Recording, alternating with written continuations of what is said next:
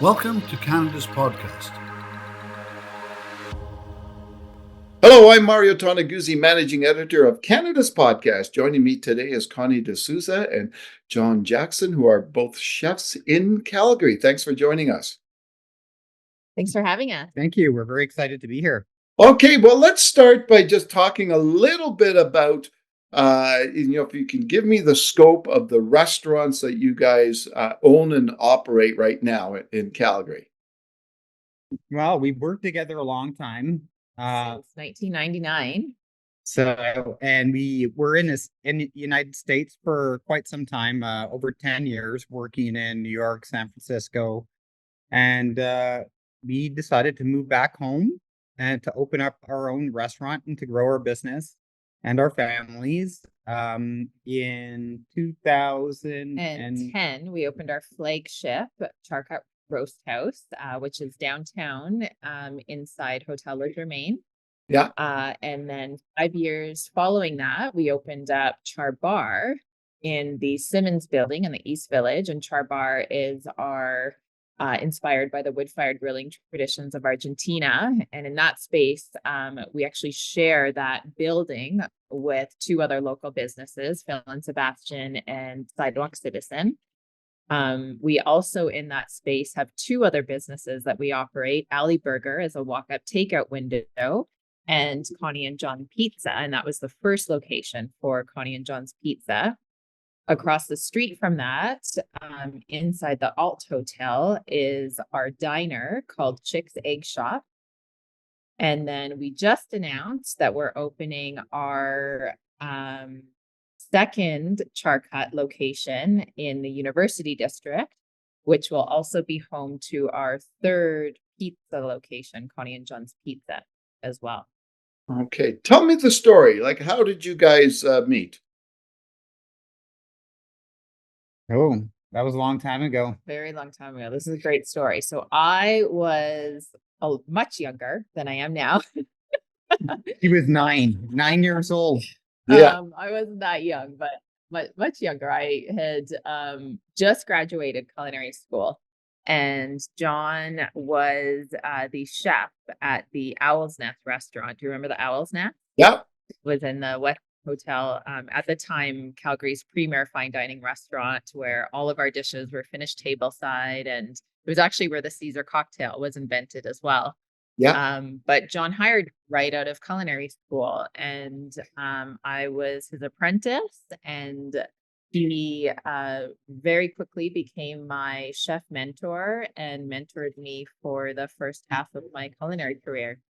And then Connie ended up competing a lot. She was in she competed in South Africa, and then she went to the world's culinary competition for Germany. Mm-hmm. And I moved to New York, and when I was in New York for about 5 years, and then on my way, I was going to be moving to San Francisco to open up the new St. Regis Hotel, and Connie was in Germany at the time living, and we reconnected. And she ended up moving to San Francisco to be the chef de cuisine at the restaurant and hotel I opened in San Francisco. Join our thriving community of like-minded individuals who share a passion for success and innovation. CanadasPodcast.com. Subscribe now. I want to both of you to talk a little bit about this, but maybe Connie, you start. But how did you get involved in cooking?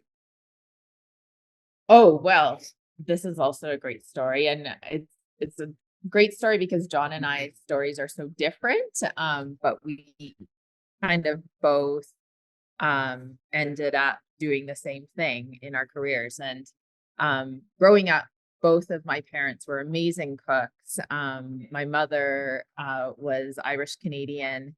My father is of Portuguese heritage, and I grew up cooking with them. I used to remember the most amazing meals that they would cook at home, and I would help them in the kitchen.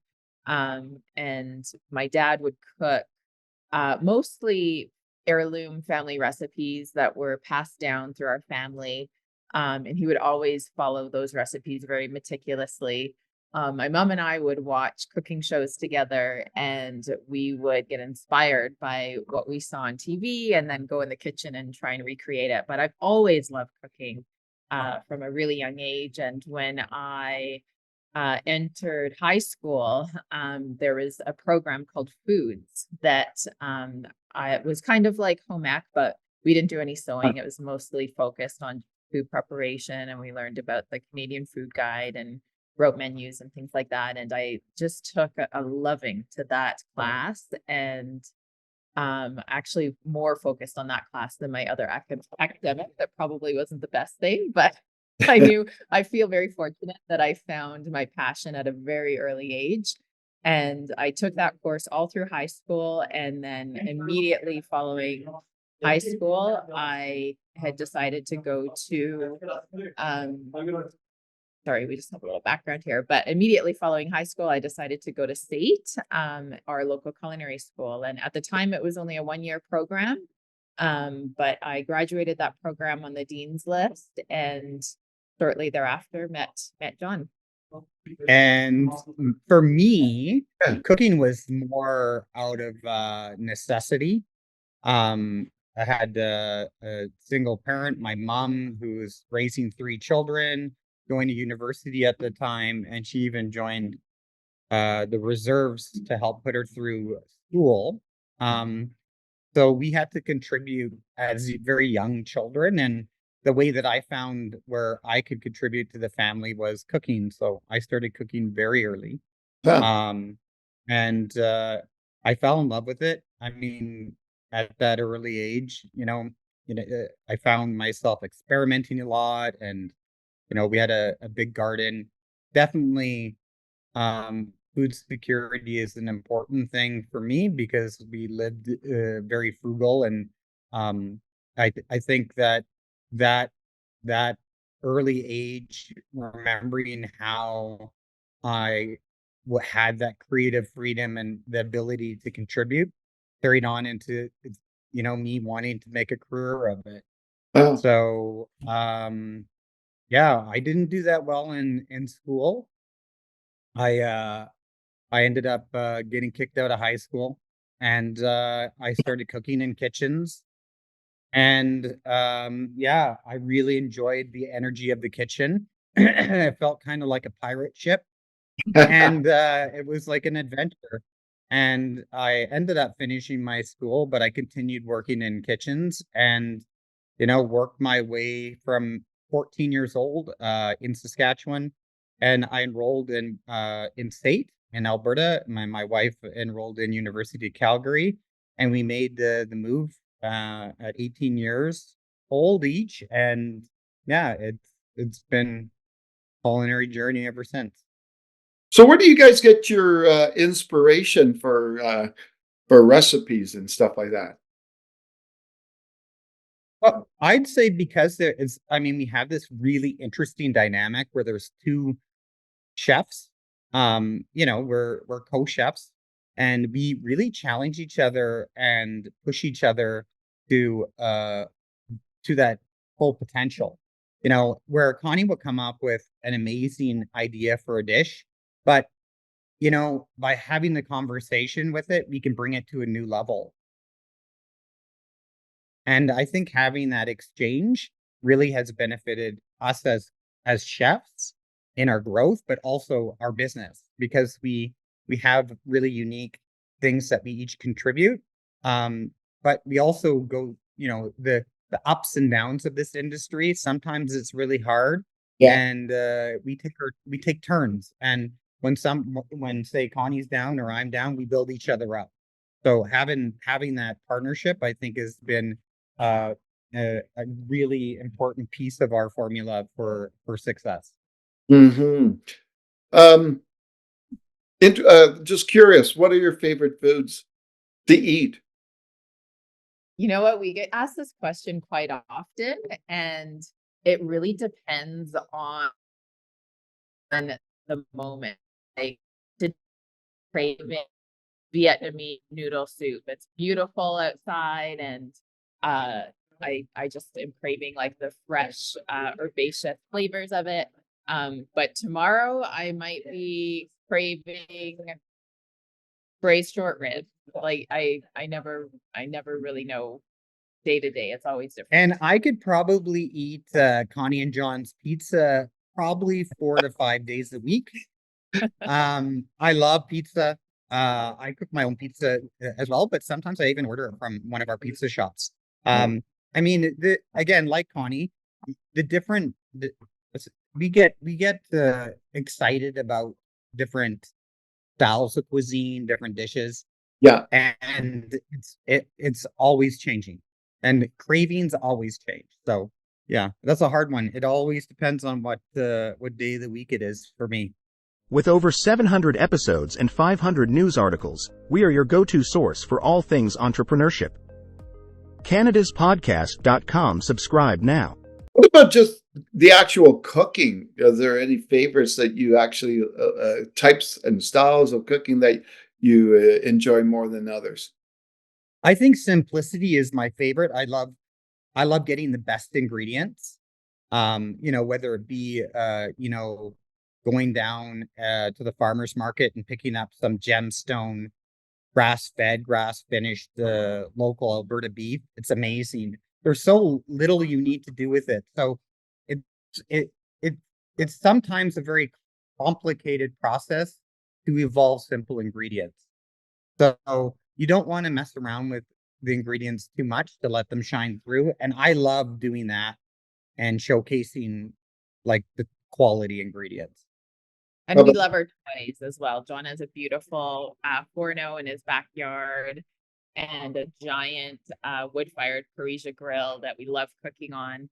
I love smoking as well. I do a lot of smoking at home of like large cuts of local meats. And yeah, we do take the time to entertain quite a bit. We both love entertaining, and whenever we're not in the restaurants, we're usually cooking for our friends and family at home as well. Yeah. What if in this day and age, obviously it's tough to be in the food industry. It always has been, but what do you think is the keys to success involving having a restaurant and a food industry type place? Well, you know what? What's really important to us is our mental health and our staff's mental health. And one of the ways to achieve that balance is to, at some point in the day, try and insert some form of physical activity. That's really important to both of us. We both do different things. John is huge into cycling. I just love to sweat, so I'll do anything to allow that. But we think it's really important to have that work and home life balance, not just for us, but also for our staff as well. Yeah, I mean, it took some time. It took some years to be able to get to that level. But, when you incorporate fitness and concentrate on your health, both mental and physical, like for us, it became more about the quality of the time that we were putting into the business, not the quantity of hours. And that wasn't an easy one for adjustment for us. And, at the end of the day, being healthy and being fit and happy, we're better co-chefs, we're better business entrepreneurs, we're better leaders. I'm a better parent, I'm a better husband. So I think that is for sure one of the most important things that we've discovered over the last decade, is making sure that the both our physical and mental health of us and all of our employees and our business culture, it takes the center stage. Okay, what about in terms of the business side of it? What does it take to be a successful restaurant in this day and age? Well, neither of us went to business school. So, you know what? I think it's just making good decisions, constantly looking at your checkbook. John does that for all of us. And a partnership is amazing in our business. We've got 3 main partners that three of the founders that run our business day to day. Me, Connie, and Carrie. And I look at other restaurateurs, and I can't believe that there are some restaurateurs that do it on their own. Like it's so valuable having our partnership where we're all good at very specific things that really complement each other. And Yeah. like I said, I can imagine running a business without my Yeah. two partners. And I would say another important thing is never get too comfortable. That for sure it's ever evolving, and you need to keep your finger on the pulse, not only of different trends and what's happening in the industry, but also what's happening within your four walls. Knowing how people are feeling, making sure that the culture is on track, making sure that the guests are still getting the same service that you expect them to be getting, making sure your staff are treating each other with respect and they're getting treated with respect. So for sure, I think that keeping your finger on the pulse of what's happening in our industry and also between your four walls and not losing sight of that. Mm-hmm. What do you think consumers today are looking for in a restaurant? I think more than anything, they're looking for an experience, something that is not just a meal. It's instead of going to the movies and going for dinner, you're going for dinner and it becomes the movie as well. You want some of that takeaway from it. There needs to be, like for us, it's the open kitchen and having the theatrics of the chefs cooking, just really becoming immersed into the space and being a part of that experience. I think people are enjoying that a lot more, and it's becoming a more and more thing that people are looking forward to. Stay ahead of the game with our expert tips and strategies that will help your business thrive in a digital era. Canadaspodcast.com. Subscribe now. Well, I imagine, you looking back in time, you talk about the open kitchens, really didn't have that years ago. What's it like to have the eyes focused on you when you're cooking and you have that open kitchen style? You know what? It was a hard adjustment when we first opened Charcut 14 years ago and kind of brought that open kitchen philosophy to Calgary. But it is so amazing the feeling that you get when you're in the weeds and you've got a rail full of tickets and you look up in the dining room and you just take a moment to take a breath and just feel the energy of how happy everybody is enjoying the food that you're preparing and enjoying each other's company, and it's really gratifying. So from our end, it's I think equally as gratifying as the diner as well. Right. We feed off of each other's energy. Right? Yeah. What is you look into the future? What are your thoughts and plans? You're looking at more restaurants? Well, right now we are looking at Charcut number 2 in University District, and that's as far as we're really about for us. It's we need to make sure that this is successful. We want to deliver. I think expectations are going to be pretty strong, and we're really excited because when we first conceived Charcut, 15, 16 years ago, before we built 14 years ago, we had a lot of amazing ideas, but there's only so many of the ideas that you could fit in one concept and under one roof.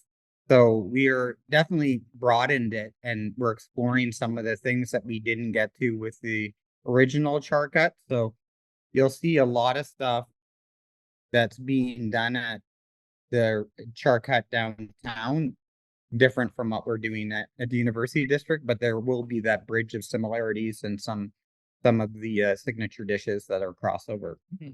It's funny looking back at our original business plan. We had 5 restaurants that we wanted to open over 5 years, because we did have all these ideas and we couldn't fit them all into one restaurant. So I'm really proud. We didn't actually get to do that, 5 restaurants in 5 years, but both of us are really proud of how we've grown our business, and we've really consciously grown it organically with our staff. And as our staff have reached their peak in one of our restaurants, we open another restaurant for them to grow even further, and that's really kind of how we've organically grown our business. And I don't have any regrets about it. When you look at Calgary itself, how would you describe what Calgary is like today? In the culinary area and the sophistication of first of all the consumer, and then second of all, I guess the offering that Calgary has now. Well, Calgarians are very well traveled, educated. Their their expectations have definitely changed over time because they know what premium is, and they understand Yeah. um what expectations should be for when it comes to culinary scene. Fortunately, we have one of the best culinary scenes globally. We've traveled all around the world as culinary ambassadors to Calgary and Alberta, and we have seen what's out there, and our chefs are comparable with the best chefs in the world, and in some cases, they're better. And that goes for our restaurants too. We have some of the best restaurants that we have ever eaten at. I definitely think there's room for more public relations when it comes to letting more people and places know how amazing our food is. Yeah. But yeah, it's grown. I think it's really great that we have the size that we have, but it's our clientele is very unique. Calgarians are very unique because we love watching each other become successful. So when you see these restaurants get in the top 100 and the top 50, all these ratings Canadian wise or international, it's amazing. Like it's really great to see how Calgarians like rally for your support, and we're so excited for you.